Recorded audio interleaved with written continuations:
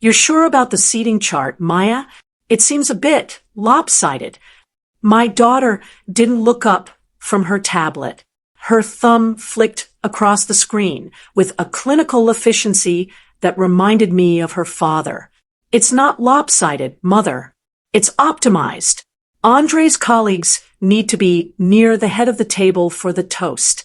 It's a networking opportunity as much as an anniversary dinner. And the window seat? I asked, my voice as smooth as the silk scarf around my neck. The one behind the pillar?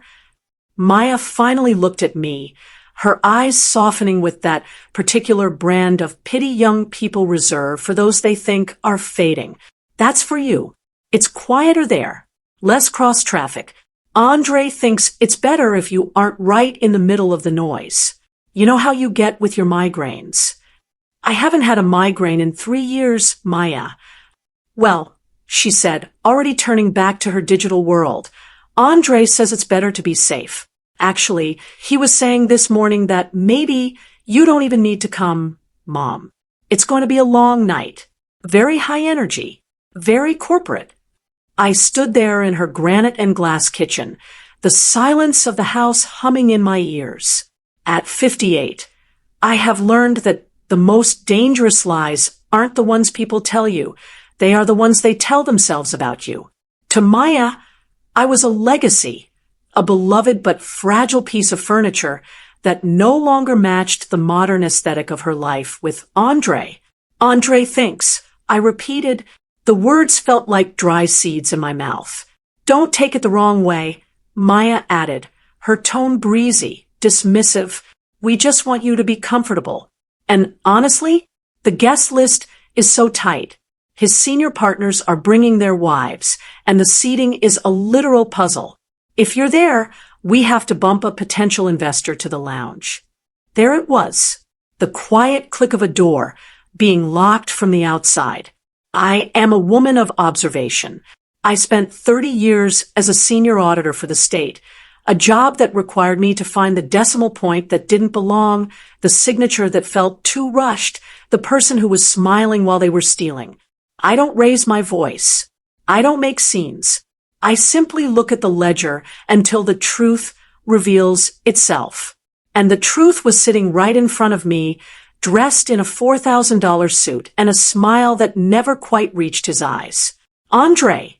He walked into the kitchen, then the scent of expensive sandalwood and ambition trailing behind him. He didn't see me at first, or perhaps he chose not to. He went straight to Maya, kissing her cheek, while eyeing the guest list on her tablet. Did you tell her? He asked, his voice a rich, practiced baritone. I was just explaining the seating, Andre, Maya said, a hint of nervousness flickering in her eyes. Andre finally turned to me. He offered that polished campaign trail grin. Ma, listen, we love you, but this dinner, it's a pivot point for the firm. We're talking 10, 15 million in new capital. It's going to be all shop talk and dry spreadsheets. You'd be bored to tears. Why don't we do a nice brunch, just the 3 of us, next weekend? My treat. Somewhere quiet. He said quiet, the way one describes a cemetery. I see, I said. I folded my hands in front of me. The anniversary of your marriage has become a board meeting. It's the world we live in, Andre sighed, reaching for the espresso machine. He didn't ask if I wanted any. Efficiency is everything. I'm sure you understand. You've always been so practical. Practical. Another word for invisible. I looked at the 2 of them, my daughter, who I had raised on the stories of her grandmother's strength, and the man who had slowly, methodically stripped those stories away from her. Over the last 3 years, I had watched Andre prune Maya's life like a hedge, cutting away any branch that didn't serve as upward mobility. My presence was the latest branch deemed unnecessary. They thought they were managing me. They thought they were gently placing me on a shelf where I could gather dust without interfering with their shine. You're right, Andre, I said, my voice steady, devoid of the hurt they expected or the anger they feared. Efficiency is everything. If my presence at the table costs you $15 million, then I am far too expensive a guest. Andre chuckled, thinking he'd won an easy point. Exactly. Glad we're on the same page. I'll have the car drop off some of that tea you like this evening. You just stay home, put your feet up, and relax. He patted my shoulder, a heavy, patronizing gesture, and walked out toward his home office. Maya gave me a sheepish look, but the relief on her face was palpable. She had chosen his efficiency over my history. I stayed in that kitchen for a long moment after she left the room. I wasn't looking at the guest list. I was looking at the vent on the wall, the slight shimmer of the marble, the way the light caught the dust motes in the air. They didn't realize that when you push someone into the shadows, you give them the perfect vantage point to see everything you're trying to hide. Andre wanted a quiet night. He wanted a night where everything went according to his carefully constructed plan. But Andre had made a fundamental error. He had forgotten that I wasn't just his mother-in-law. I was the woman who taught Maya how to read a balance sheet before she could read a novel. I was the woman who knew exactly where the bodies were buried in this city because I was the one who had audited the graveyards. I walked to the hallway and picked up my coat. My movements were slow, deliberate. I didn't need to be at the table to be felt. As I reached the door, I glanced back at the kitchen. The tablet was still there, glowing with the names of the powerful, the wealthy, and the complicit. Andre thought he was protecting his investment by keeping me away. He didn't realize that by uninviting me, he had removed the only person who would have been motivated to keep his secrets.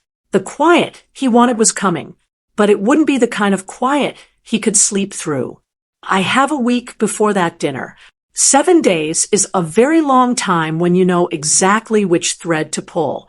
It's funny how people forget that the most dangerous person in the room isn't the one talking, it's the one listening. I'm curious, do you think they realize their mistake yet, or are they still blinded by the glare of their own ambition? Let me know in the comments where you're watching this from. I love seeing how far these stories travel. If you're ready to see how a practical woman dismantles a kingdom of glass, hit that like button and share this with someone who knows the power of a quiet woman. Don't forget to subscribe to Old School Payback so you don't miss the moment the first stone falls.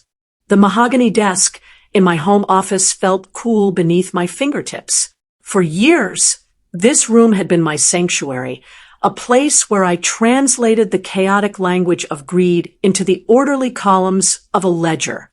Andre saw this room as a dusty archive of a retired woman's memories. To me, it was a war room. I sat down and opened my old personal laptop, the one not synced to the family cloud. People like Andre are predictable. They believe that because they are modern and tech-savvy, they are invincible. They think a firewall can stop a woman who knows how to read the spaces between the numbers. I started with the firm's public filings. Andre's rise had been meteoric, and in my experience, stars that rise that fast usually have a fair amount of gas pushing them from behind. I wasn't looking for a smoking gun yet. I was looking for the smoke. Efficiency, he had said. I pulled up the property records for their new development in the Heights. On the surface, it was a masterpiece of urban renewal. But as I scrolled through the subcontractor lists, a familiar pattern began to emerge. A shell company registered in Delaware, a series of building permits approved in record time by a clerk who had suddenly retired to a villa in Spain, and a recurring line item for consulting fees that lacked a clear recipient. It was a classic double-entry soul. On one side, the polished executive with the sandalwood scent. On the other, a man who treated ethics like a suggestion rather than a requirement. I leaned back, the blue light of the monitor reflecting in my glasses. My mind drifted back to a dinner 6 months ago. Andre had been bragging about a new logistics partner that was going to revolutionize their supply chain. He had been so smug so certain that I wouldn't understand the complexity of his genius. It's about cutting out the middleman, Ma, he had told me, swirling his wine. The old ways are just too slow. You have to be lean to survive. I had noticed then that he had stopped using a local trucking firm, a family business that had been in the city for 40 years. He replaced them with a company called Apex Flow. I typed the name into a specialized database I still had access to through a few old friends from the auditor's office. Apex Flow didn't have a fleet of trucks. It didn't have a warehouse. It had a P.O. box and a single director, a man who had been barred from the Securities Exchange 10 years ago. The irony was delicious. Andre was trying to optimize me out of his life because I was a relic of the past, yet he was using the oldest, clunkiest fraud in the book to pad his margins. He wasn't a visionary. He was a scavenger in a better suit. I heard my phone buzz. A text from Maya. Hey Mom, Andre sent the tea. Hope you're relaxing. Talk soon. I looked at the package sitting on my foyer table through the doorway. It was a high-end brand, expensive and hollow. A bribe for my silence, wrapped in a ribbon of concern. Relaxing? No, Maya. I am working. I am auditing the life you've built with this man, and I am finding that your accounts are dangerously overdrawn. I went back to the screen. I needed to see the guest list for the anniversary dinner again. I remembered seeing a name that felt familiar, one of those potential investors Andre was so desperate to impress. A man named Sterling. No, wait, let's call him Mr. Vance. No, let's go with a name that actually fits the weight of the moment. Mr. Henderson. Mr. Henderson was the CEO of a major pension fund. If he moved his capital, empires fell. Andre needed him. Andre craved his approval. And more importantly, Andre needed Henderson to believe that his firm was as clean as the glass walls of his office. I spent the next 4 hours tracing the connection between Apex Flow and the Heights development. It was a delicate thread, hidden behind layers of digital misdirection. But once I found the knot, it began to unravel.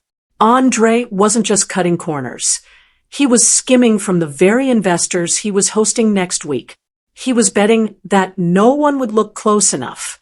He was betting that everyone was as distracted by his charm as Maya was. He had made one fatal assumption. He thought I was blinded by maternal affection.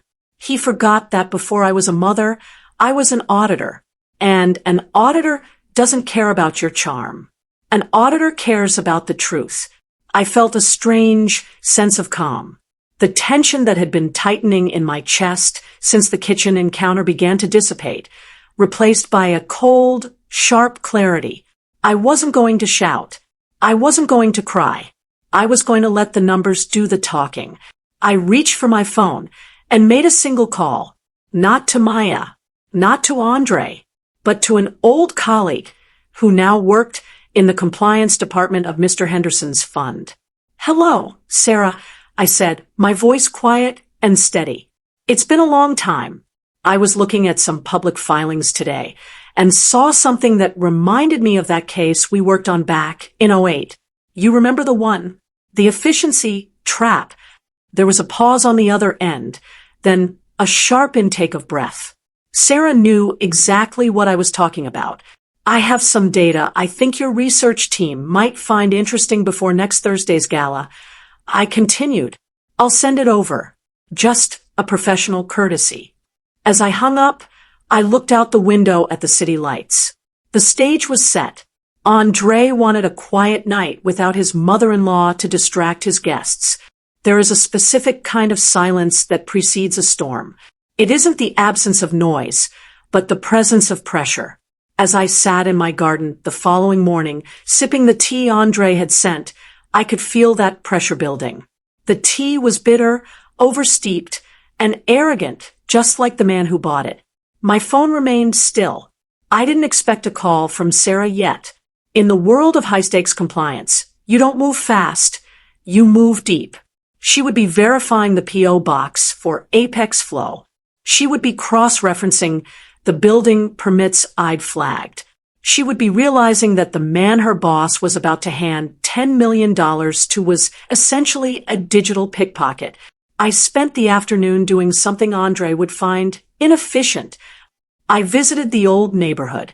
I drove my 10-year-old sedan to the small office of the trucking company Andre had fired, the family business. The owner, a man named Mr. Solomon, was sitting on a plastic chair outside the garage, looking at a fleet of idle trucks. He recognized me immediately. I'd audited his books for years when he was first starting out. He knew I was a woman of my word. "Ma'am," he said, standing up with a heavy sigh, "I heard about the big anniversary dinner. I suppose Andre is flying high these days." "He's reaching for the sun, Mr. Solomon," I replied, leaning against the fender of my car. "But he's forgotten that the higher you go, the thinner the air gets. Tell me about Apex Flow. When they took your contract, did they offer to buy your trucks?" Mr. Solomon laughed, a dry, humorless sound. "Buy them? No. They didn't need trucks. They just needed my route logs. They wanted to know exactly where the deliveries were going so they could streamline the invoicing. The moment I handed over the data, they terminated the agreement, said my overhead was too high for their new model." "The new model," I whispered. I knew then exactly how Andre was doing it. He wasn't just skimming, he was creating ghost deliveries. He was using Mr. Solomon's old logs to generate invoices for goods that were never moved, paid for by the investor's capital, and funneled back through the Delaware Shell Company. It was elegant in its simplicity. It was a mistake born of pure hubris. He thought no one would check the physical reality against the digital paper trail. He thought the old ways of counting actual crates on actual trucks were over. When I got home, there was a message waiting for me. Not a text, but an encrypted email. "The research team is concerned." It read, "Mr. Henderson has requested a private audit of the logistics line items before the Thursday toast. We noticed the Apex connection. Thank you for the tip. The timing is perfect." The word timing was the trigger. In my world, timing isn't about being fast. It's about being inevitable. Later that evening, Maya called. Her voice sounded thin, stretched tight like a wire. "Mom, everything okay? Andre's been in a mood all day. Some issue with the firm's compliance department. He's been on the phone with his lawyers for 3 hours. "Oh, dear," I said, my voice dripping with calm, maternal concern. "I'm sure it's just a minor hiccup. Andre is so efficient. I'm sure he has everything under control. He says it's a clerical error from an old project." Maya said, but I could hear the doubt creeping in. She was starting to smell the smoke, even if she couldn't see the fire yet. "He's stressed about the Henderson meeting. He really needs this to go smoothly." "Of course he does," I said, "but don't worry about me, honey. I'm just here in my quiet house, enjoying that tea he sent. It's very illuminating." I hung up and looked at the seating chart Maya had sent me days ago. My chair was still there, tucked behind that pillar, invisible to the head of the table.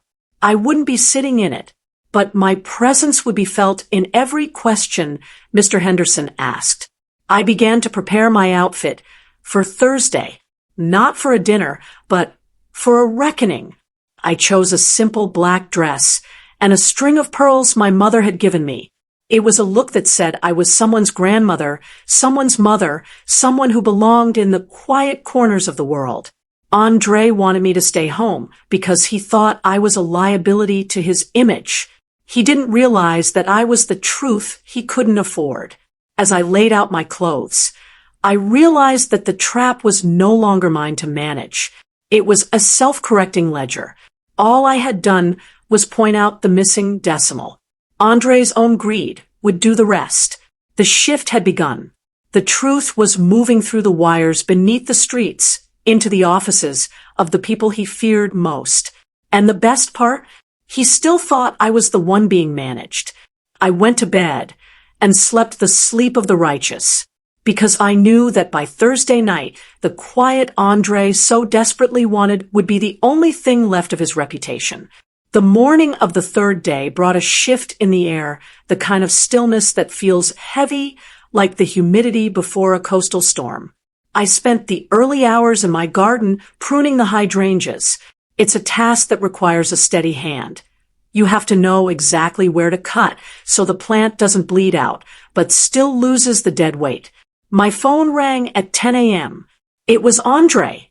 "Ma," he started. His voice lacked the usual performative warmth.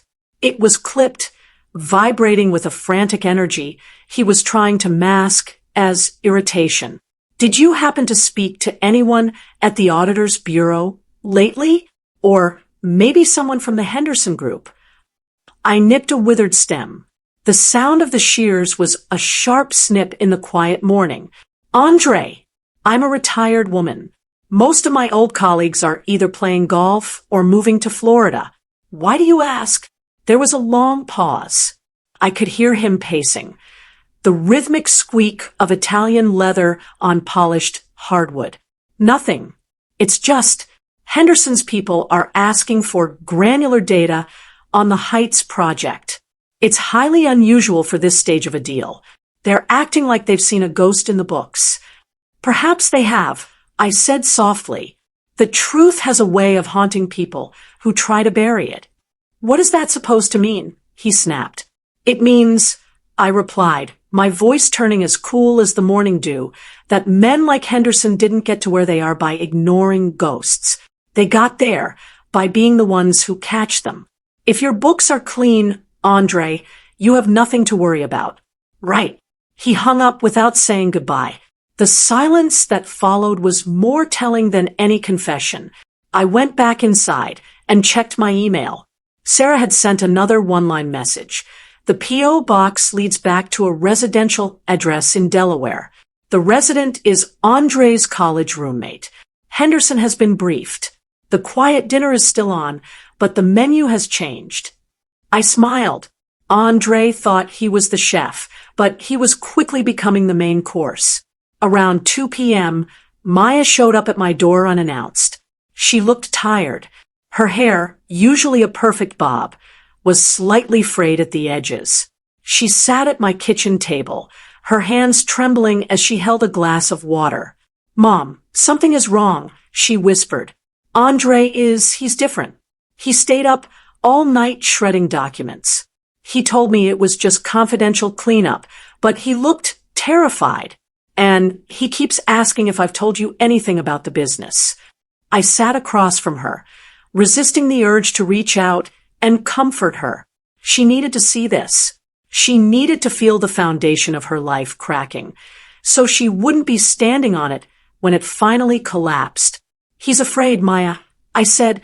"Fear is what happens when your efficiency catches up with your reality." "Did you do something?" she asked, her eyes searching mine with a mix of suspicion and hope. "I simply opened a window," I said. "Whatever smoke was already in the room, that's his doing." She looked away, the realization beginning to sink in. She had married a man of glass, and she was starting to see the first spiderweb fractures. "The dinner is in 2 days," she said, almost to herself. "He says everything depends on that toast." "Oh, I'm sure it will be a night to remember," I replied. After she left, I spent the evening preparing. I wasn't looking at spreadsheets anymore. I was looking at the human element. Andre's greatest weakness wasn't the fraud, it was his pride. He was so convinced of his own superiority that he hadn't even bothered to delete the metadata on the digital invoices he'd sent to Mr. Solomon's old route logs. He'd left a digital fingerprint on every lie. I spent the night writing, not a script, but a timeline, a map of every mistake, every shift, and every unexpected expense. It was a masterpiece of forensic observation. As the clock struck midnight, I realized the transition was complete. I was no longer the mother-in-law being pushed into the shadows. I was the shadow itself, the one that stretches out and covers the sun just when you think you're at your brightest. The countdown to the anniversary dinner had begun. Andre was busy polishing the silver and practicing his speech, unaware that the table had already been turned. He wanted a night where I didn't need to come. He was right. I didn't need to be in the room to take it over. The fourth day felt like a lesson in gravity. In my years as an auditor, I learned that a building doesn't fall all at once. First, there's a groan in the timber. Then, a hairline crack in the plaster. Finally, a single, quiet shift in the foundation that makes the whole structure realize it can no longer hold its own weight. I spent the morning at the public library. It's a place Andre would never set foot in. Too slow, too analog, too inefficient. But the library holds the local archives, the physical records of land sales that predate the digital era. I needed to confirm one final detail about the Heights project, the land beneath the development. As I sat at a scratched wooden table, scrolling through microfilm, I found it.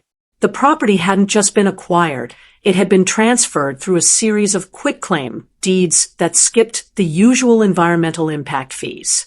Andre hadn't just skimmed the money. He had bypassed the safety inspections required for the old industrial soil. He wasn't just stealing from investors. He was building on a literal toxic legacy. I felt a cold shiver of truth. This wasn't just financial efficiency. This was a disregard for the very people Maya would eventually call neighbors. My daughter was living in a palace built on a swamp of secrets, and Andre was the one holding the map to the sinkhole. My phone buzzed on the library table. A text from an unknown number. The audit has moved from compliance to legal. Henderson is bringing a special guest to the dinner. Thought you'd want to know. S. The special guest. In my world, that's code for a forensic accountant with the power of subpoena. The dinner wasn't just a celebration anymore. It was an interrogation disguised as a gala. I returned home to find Andre's car in my driveway. He was leaning against the hood, his expensive coat draped over his arm, looking like a man who had been running for miles while standing still. "Ma," he said as I climbed out of my car. His voice was lower now, stripped of the condescending lilt. "I need a favor." "A favor?" I asked, walking past him to my front door. I thought I was the one who needed to stay home and relax, the one who didn't need to come. He followed me into the house, the door clicking shut behind us. "Henderson called. He asked if you were going to be there. Apparently, he knows your work from back in the day. He said it would be an honor to meet the woman who cleaned up the '08 pension scandal." I turned to face him in the foyer. The light from the stained glass window cast a fractured pattern across his face. "And what did you tell him, Andre?" I told him there was a misunderstanding. That of course you were coming." He stepped closer, his eyes pleading. "I need you there, Ma. I need you to sit next to him. Tell him how proud you are of the firm. Tell him how transparent we are. If you vouch for me, he'll sign the papers that night." I looked at him, really looked at him. I didn't see a successful businessman or a loving son-in-law. I saw a man who had realized that the relic he tried to discard was actually the only thing keeping his world from shattering. "So, I'm no longer a liability to your seating chart?" I asked, my voice a quiet, dangerous whisper. "I'm no longer the woman who might get a migraine from the high-energy corporate talk." "Ma, please," he said, his voice cracking. "I made a mistake. I was stressed. I didn't realize who you were to these people." "That is the truth, Andre. You didn't realize who I was." I walked to the kitchen and began to put the kettle on. "But I think I'll pass. As you said, Andre thinks it's better if I don't.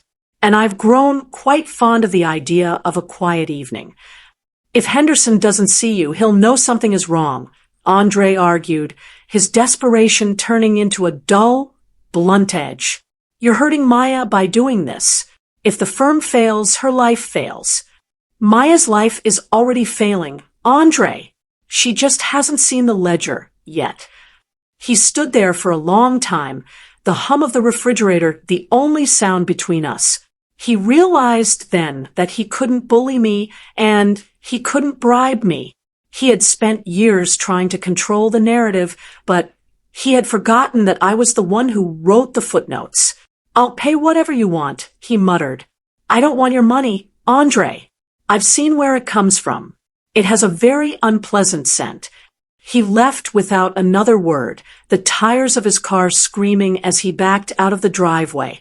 He was a man in a cage of his own making, and the bars were starting to glow red.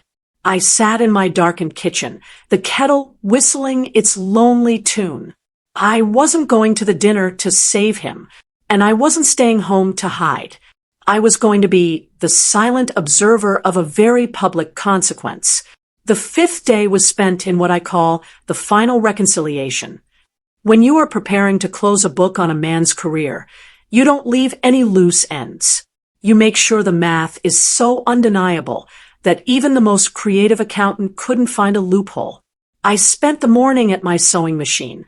Andre thinks I spend my time making tea cozies. He doesn't realize that the patience required to thread a needle is the same patience required to wait for a man to trip over his own ego. I was finishing a new lining for my evening clutch, a small, hidden pocket just large enough for a thumb drive. Around noon, Maya called again. She wasn't crying, which was worse. Her voice had gone flat, a sign that she was finally entering the stage of cold realization. "Andre is moving money, Mom," she said. "I saw him on the phone with a bank in the Caymans this morning. He looked gray, like he hadn't slept in a week. He told me to start packing a bag for a surprise trip right after the anniversary dinner." "A surprise trip," I repeated, my voice steady, "to a place without an extradition treaty. I presume—" There was a sharp intake of breath on the other end. "You know, you've known this whole time." I knew the moment I saw the seating chart. "Maya, people like Andre don't hide their enemies. They hide the people who can see through them."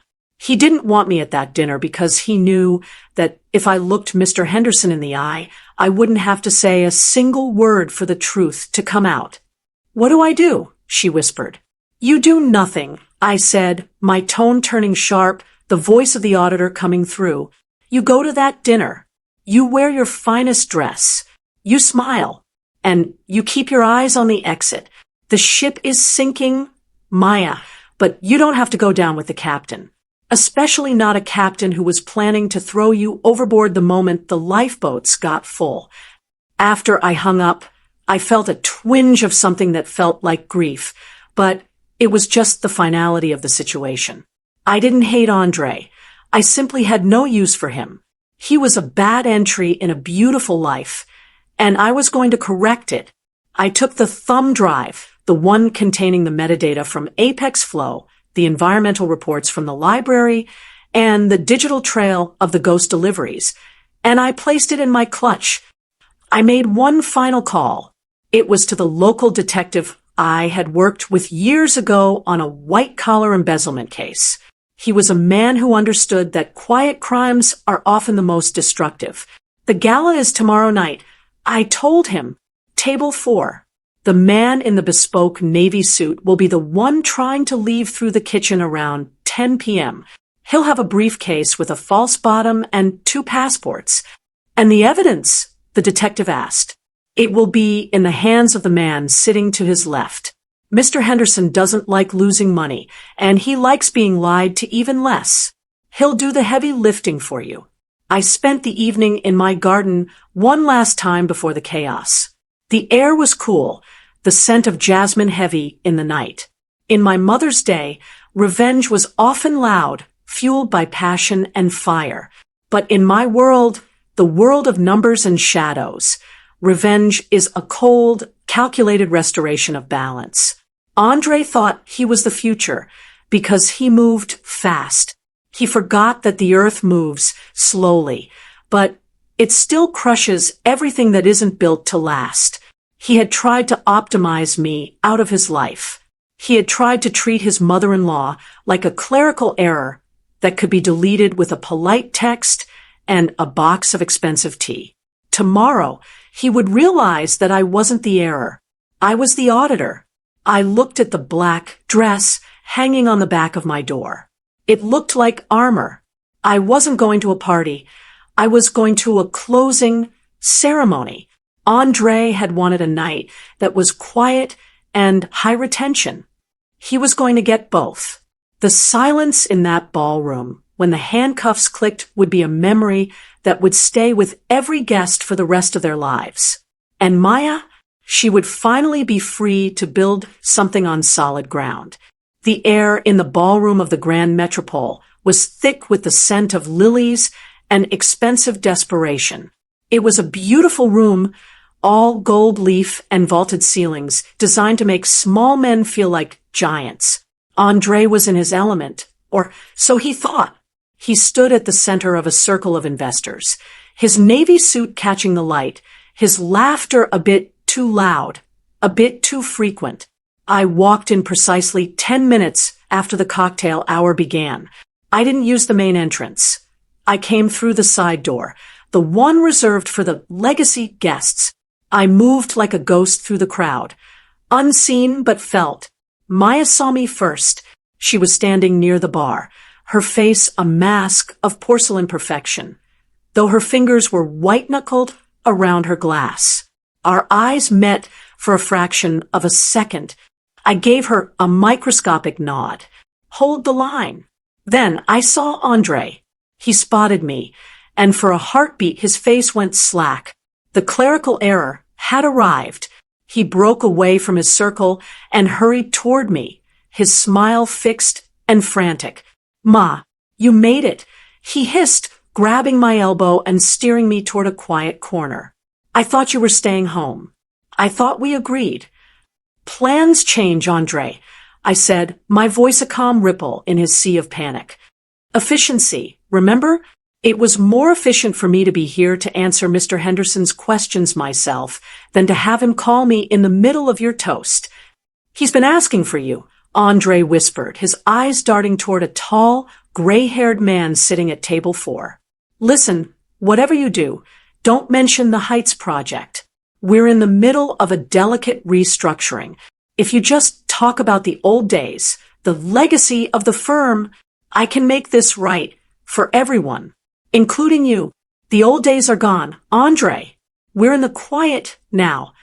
I moved away from him before he could respond. I walked straight to table 4.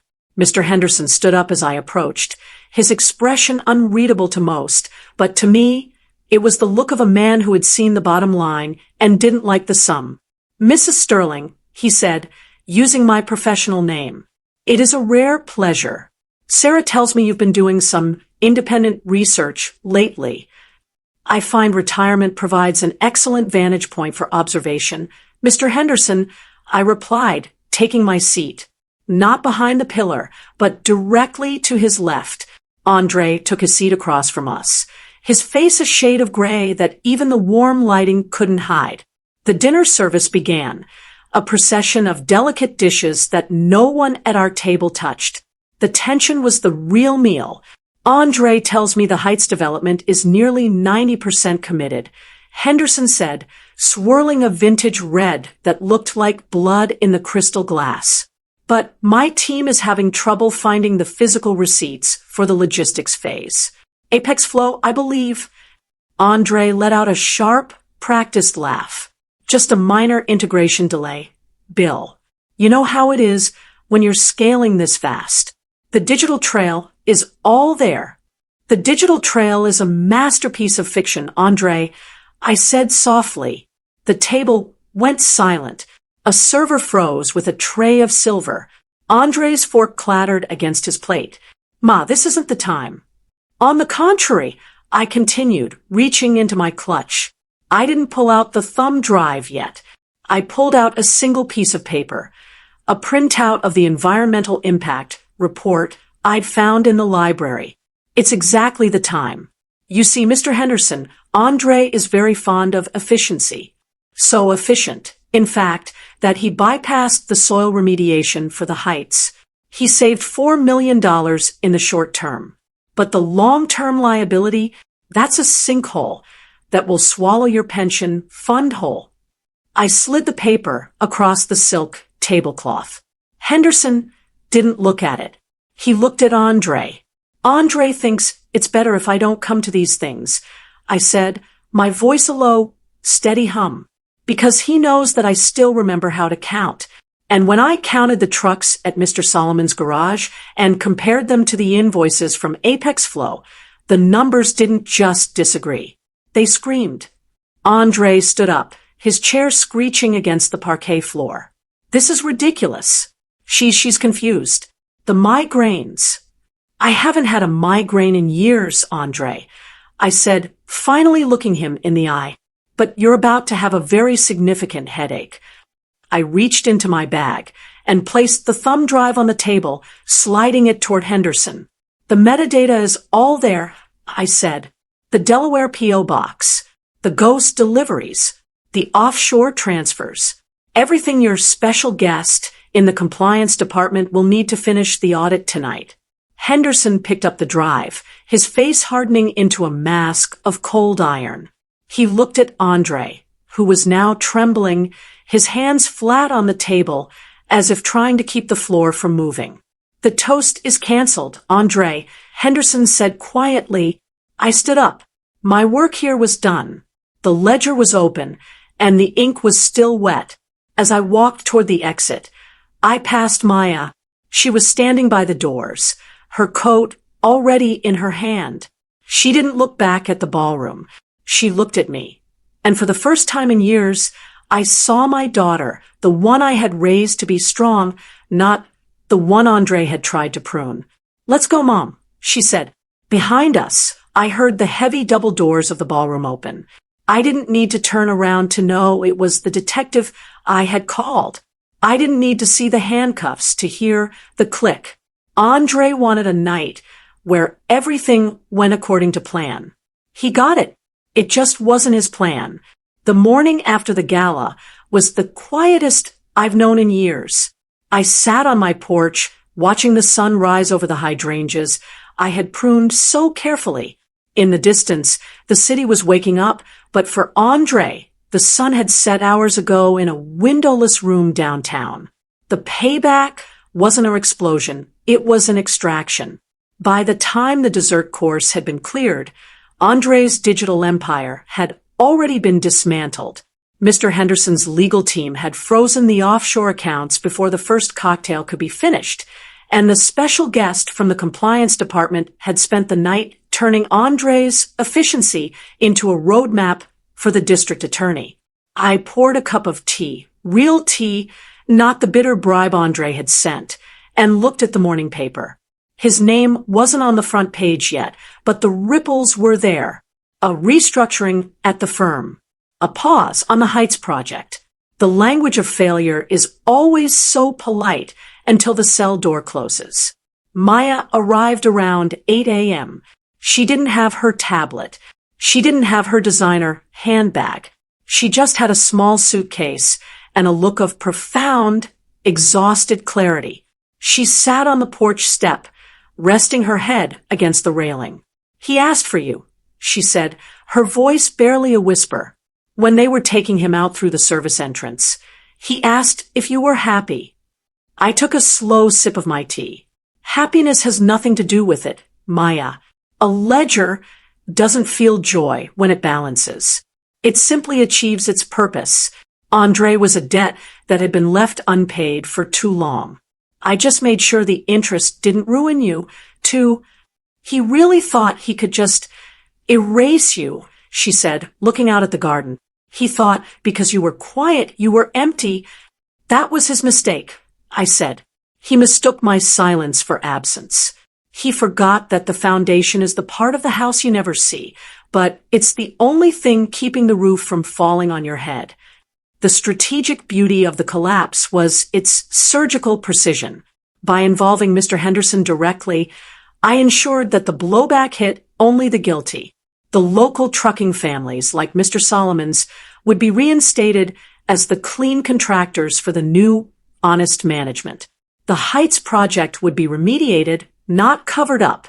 The quiet I had promised Andre had arrived, but it was a quiet of restoration, not of secrets. Andre had wanted a life of high-speed growth and low-impact ethics.